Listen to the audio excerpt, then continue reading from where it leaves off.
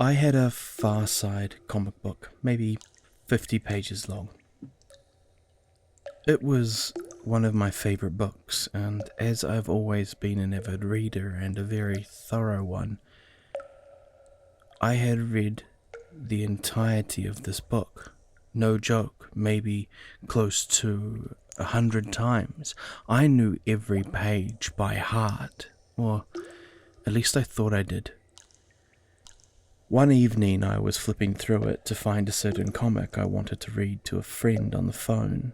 I knew exactly where it was, but before I could reach the page I had in mind, there were suddenly and inexplicably all these others. There were pages and pages that I'd never seen before, a baffling array of comics that I'd never read or so much skimmed past. This may seem only small to some, but understand that this book was a personal favorite. It was beloved and long memorized, word for word, suddenly and glaringly wrong. As far as adjectives go, creepy just doesn't do it justice. I inspected those pages to see if maybe they'd been stuck together somehow, but could find no sign of that. The unfamiliar cartoons were scattered all through the book rather than concentrated in one section. I considered whether or not my long-treasured copy could have been switched with a new version by some friend of mine, made prankishly by boredom. However, the distinctively dog-eared pages and my ballpoint pen doodles in specific margins ruled this theory out. I was a bit frantic. I admit I called my friend and tried to explain that these pages that I was staring at were not supposed to be there. It was surprisingly hard to explain how disturbed I felt. There was just a sense of wrongness slithering up my vertebral, snaking across my mood. I ended up giving the book away as eventually the creep factor overwhelmed me and the enjoyment of curling up with my book on a rainy day just faded away. I often wish I hadn't though. 2 decades later I find a good shivery mystery to be just one more of the curious joys in life.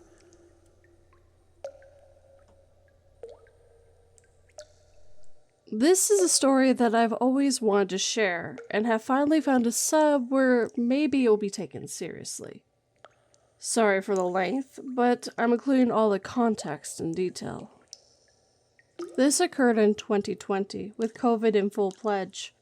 One of my best friends and I were back home from college, and we were playing on a baseball team in Canada together that summer. We were only allowed to play on one team, and the team was located an hour and 15 minutes away, while doing about 110 kilometers per hour from our town. We also did not have a bus due to COVID, and we drove ourselves to the games. This is also the town that my friend was originally from, so I had done this drive probably 100 times by this point. Another important note is that we would always time how long it would take us to get there or back, because sometimes we would go super fast and see how fast we could get there.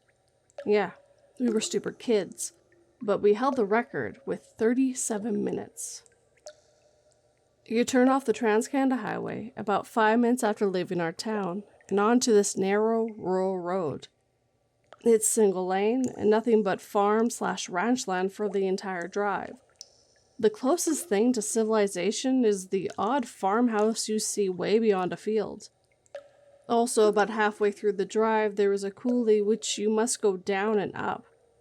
It's impossible to miss, as it's the only part of the drive where you have to touch your pedal, other than to pass. Otherwise, you risk 1. Veering into the river, which is at the bottom of the coulee by going too fast, or 2.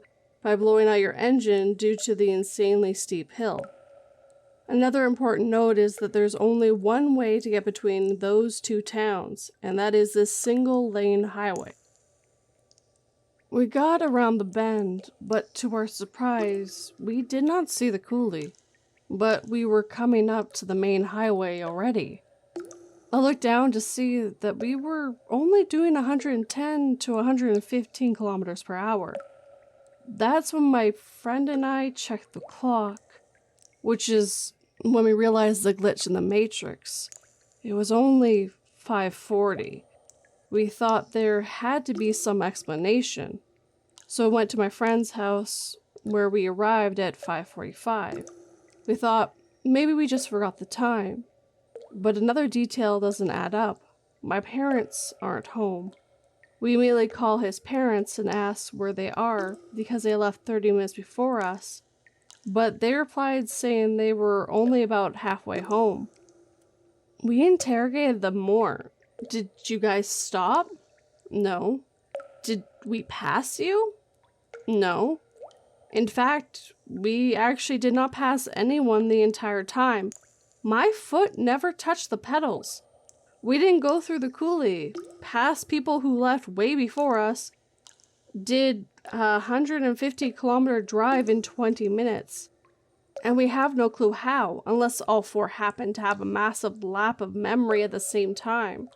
We even checked snap maps with the travel feature, confirming our trip lasted about 20 minutes. We still have no clue how we did an hour and 15-minute drive in 20 minutes, and we bring it up every now and then, still with zero explanation despite there being 4 witnesses for the event.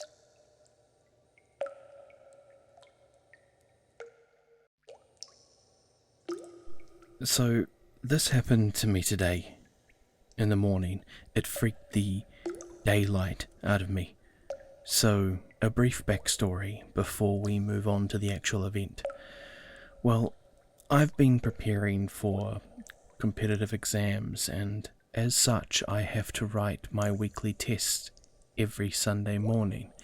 And today I had to appear for the aptitude test.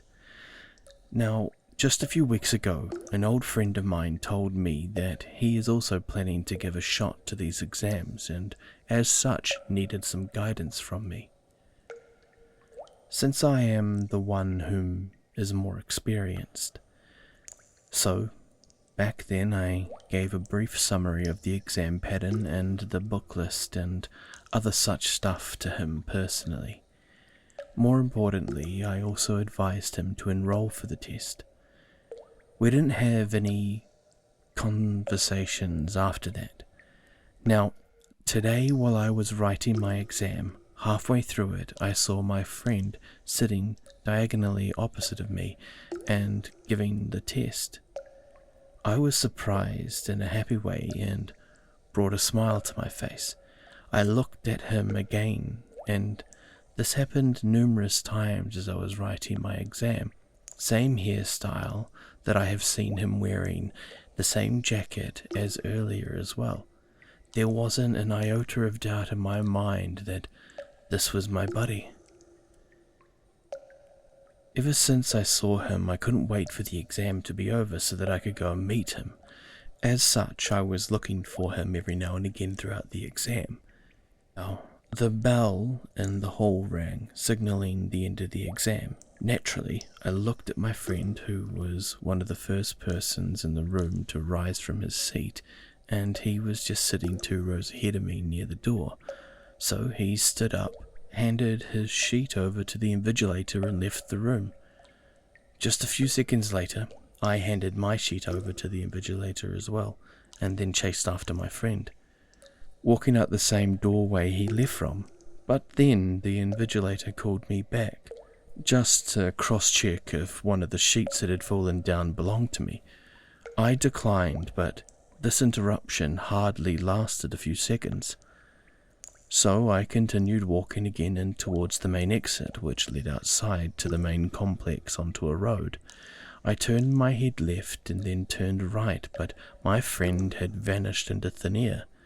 I dialed his number right away, and this is how our conversation went. "Bro, where'd you go?" "What?" "I just saw you leaving the exam hall. You have enrolled for the class, right? And you didn't tell me? What? I'm sitting at home, bro. I haven't joined yet. I went silent for a few seconds, just trying to comprehend what did just happen to me. Him. Hello? Are you there? What happened, bro? Me. To avoid sounding like a lunatic. Nothing, bro. I thought I saw you, but might not have been. It may have been someone else. Though I was dead sure that it was him that I saw. I said to him that I'd call him later. He replied, Okay, bro. I will join the classes soon, though. My mum is calling. We'll talk to you later. and I could clearly hear his mum was calling in the background. So, what did just happen? There are two possible options that I can think of. One, there is a possibility that my friend was lying to me, but I would negate that since I trust him as I've known him since, well, the last 9 years, and he is an intelligent and completely sane person. I even heard his mum calling out to him in the background. The second possibility is that I might have been hallucinating or I was high, and I would negate all of these options too because I'd never done psychedelic drugs. I didn't suffer from PTSD or schizophrenia. I'm only a social drinker, and even then I only drink occasionally when I am in social gatherings. In fact, I am intelligent and well-read, more than majority of the people I actually know. I am completely sound both physically and mentally. Furthermore, my mock exam, which was based on quantitative reasoning, went great, and almost every question of mine was correct. Now, I don't think that would have happened if I wasn't in the right frame of mind, right? Simulated reality or simulation hypothesis is called a belief which argues that what we experience as reality is actually a giant computer simulation created by a more sophisticated intelligence which is actually residing in the future. And we humans, or the lives we live, is actually a programmed matrix. Now, it is believed that by proponents of the simulation hypothesis, one amongst them being Elon Musk, that sometimes there are glitches in the matrix, like an error in application code, which causes such inexplicable events that a conference in June 16, Elon Musk said, there is a 1,000,000,000 to 1 chance that we're living in a base reality. There are two tech billionaires, one being Musk, who are pouring their money into scientists to find the simulation's emergency exit, if there is a simulation. I am totally rational and believe in logical thinking, and I used to laugh it off when someone used to tell me about such a kind of made-up thing like that, but today this event scared me to the point where the only way I can really explain this is a glitch in the matrix. I haven't been at peace since, and I needed an outlet to vent or share my thoughts on this, hence why I've posted this here. P.S. I was thinking of doing the post anonymously, but I didn't want this answer to just be another hogwash look, line and sinker. You can choose to disagree, but whose loss is it anyway?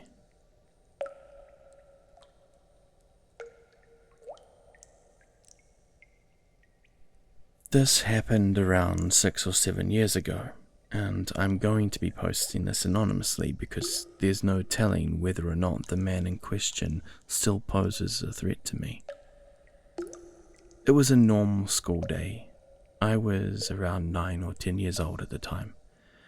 The school day was approaching its end. Everything was going normally. Then, out of the blue, the intercom becomes active. The principal announces, redacted, my name. Please come to the office. Redacted. Please come to the office. I complied, wondering why I would be called to the office.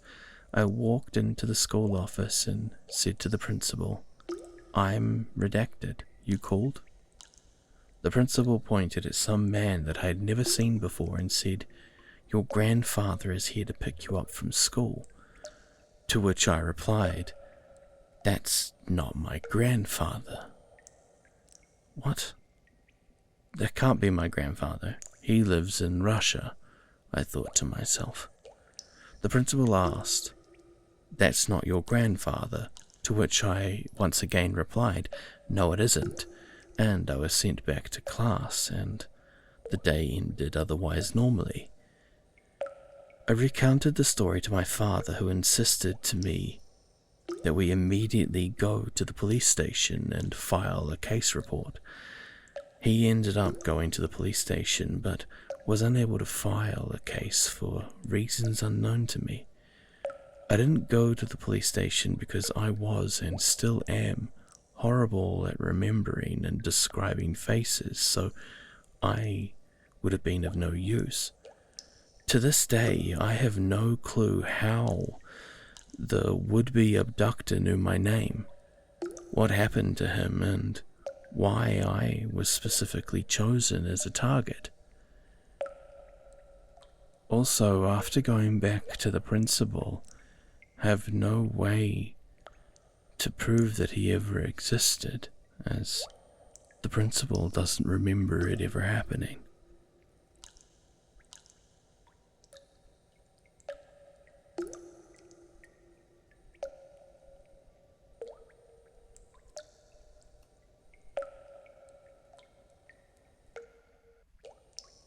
"31 years ago, I was pregnant for the first time. I was living in Washington, D.C. and worked in the city. The ultrasound said that the baby was going to be a girl, and we had a name for her already, Rebecca.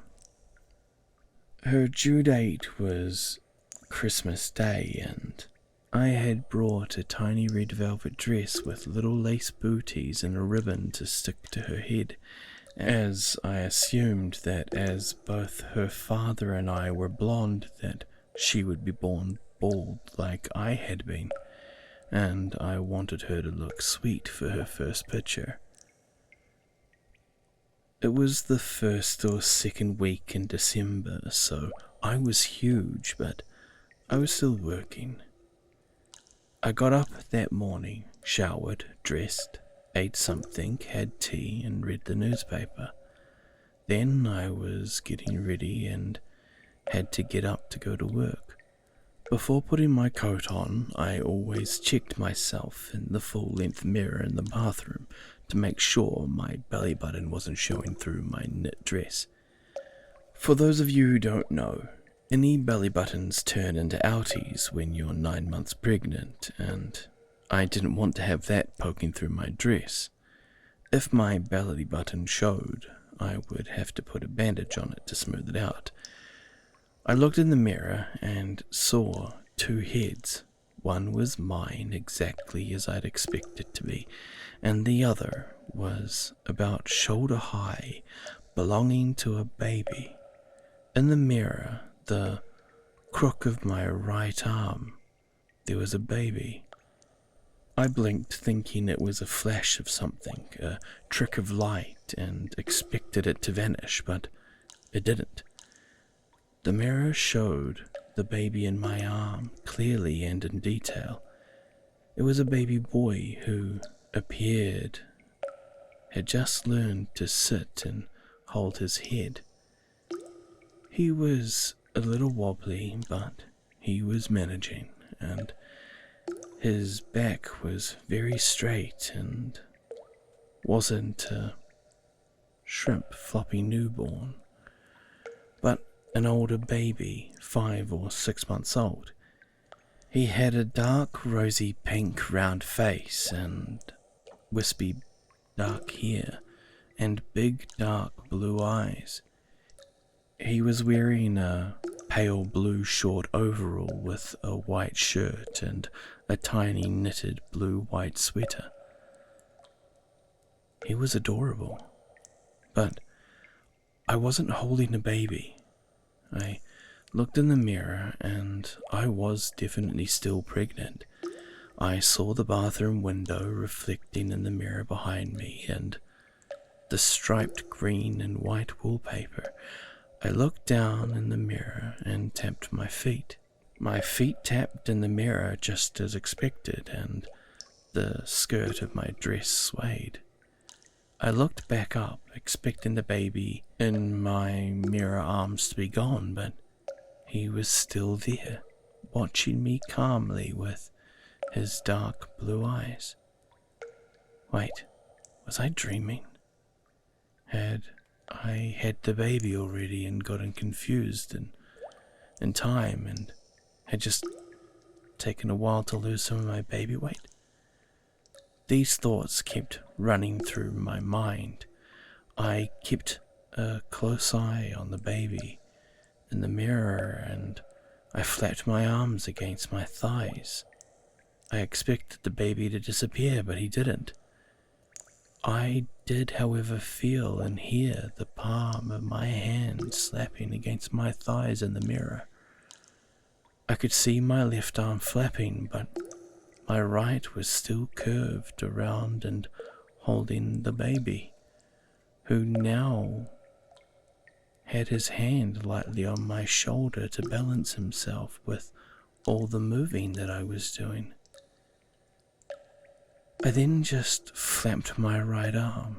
I could feel my hand slapping my thigh, but the mirror showed my right arm as not moving at all. It was holding the baby. I checked everything again, the bathroom behind me, the mirror, tapping my toes, my dress, my belly button, my hair, my badge, my chain around my neck. Everything was right, and the baby stayed in my right arm. There was nothing left to do but look down at my arm to see if a baby was in it. I knew that there wasn't a baby in it, but the mirror clearly showed that I was holding a baby boy dressed in blue. I didn't want to turn my eyes away from the mirror because I knew that the baby would disappear, but I couldn't stand and stare forever. I was going to be late for work, so I quickly looked down at my right arm, which was dangling at my side, then quickly back at the mirror, which also showed my right arm down at my side.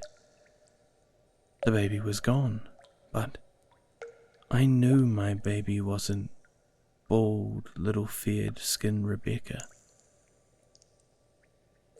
I knew that it was going to be this lovely little boy with wispy dark hair and big dark eyes. He had introduced himself to me somehow. The funny thing is, we moved to Delaware when he was 6 weeks old, so that by the time he was old enough to sit in the crook of my arm, we no longer had that bathroom with the green striped wallpaper. So it wasn't a flash forward presented to me in real time. Weirder yet, a few months later my grandmother sent me a little blue suit and a sweater as a gift, the exact one my young man had in the mirror.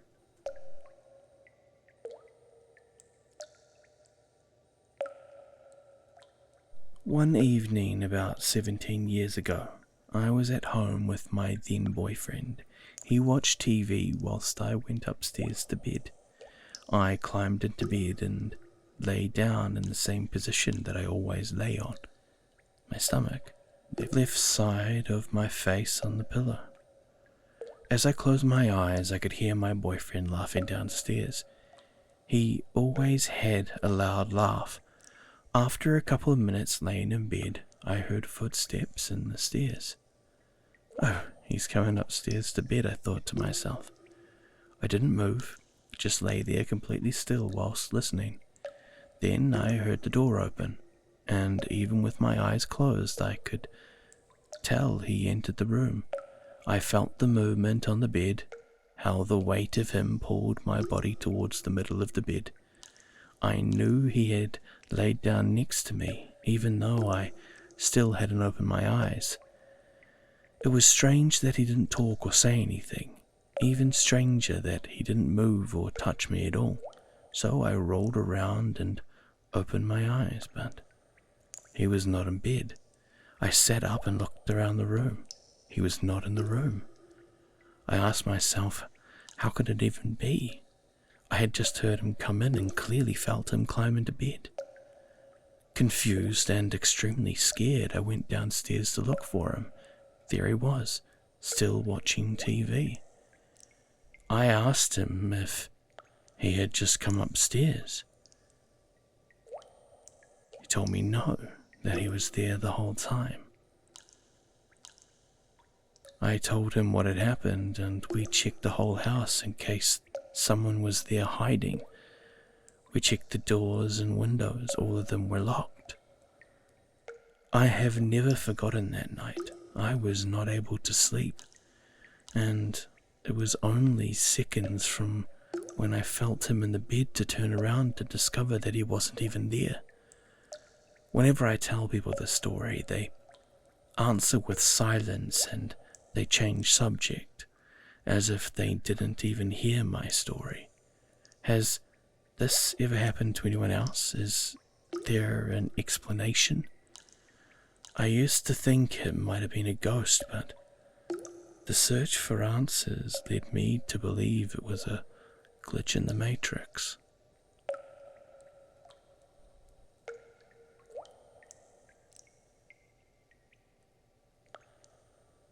One morning when I was 15, my dad looked tired and stressed. I asked him what was up.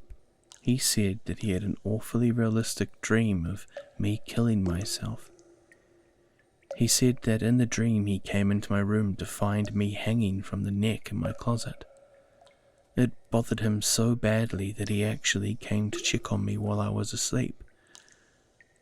Not too big of a deal, but not cool, right? 20 minutes later, my sister came into the room, fresh from waking up. She looked at me. First thing she said was, "Damn, Razi, I had a weird dream. I came into your room and you had shot yourself in the head. It was fucked up." I told her that Dad had a dream about me killing myself last night too, and had him explain in real life to her what he had seen. We just kinda sat there in an unnerving silence. I've never been suicidal, but that freaked the whole family out.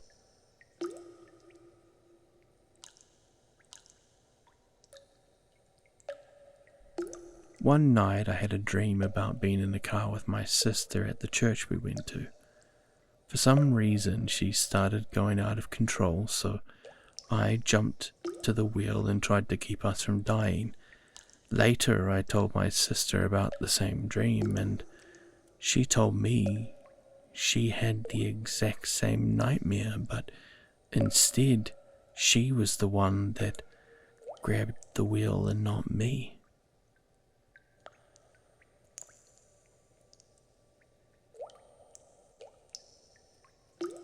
When I was a teenager, I told my brother about a really freaky dream I'd had about an airliner breaking up and crashing into a field near our town.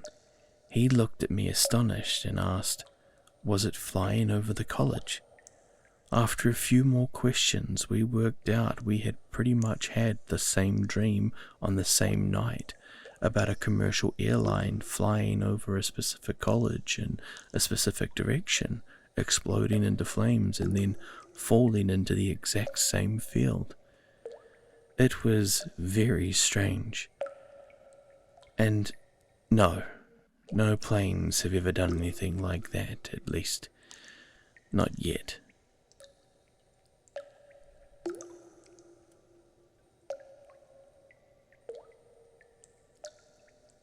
When I was in the ER as a child, I was very, very sick when I was younger with severe asthma. I had a really bad asthma attack, and I remember being wheeled in the room. Next, I just saw black. When I woke up, I felt like I was hovering above my body. The doctor and nurse were frantically working on me. They gave me a dose of adrenaline, and it went black again. The next thing I remember is gasping for air on the table.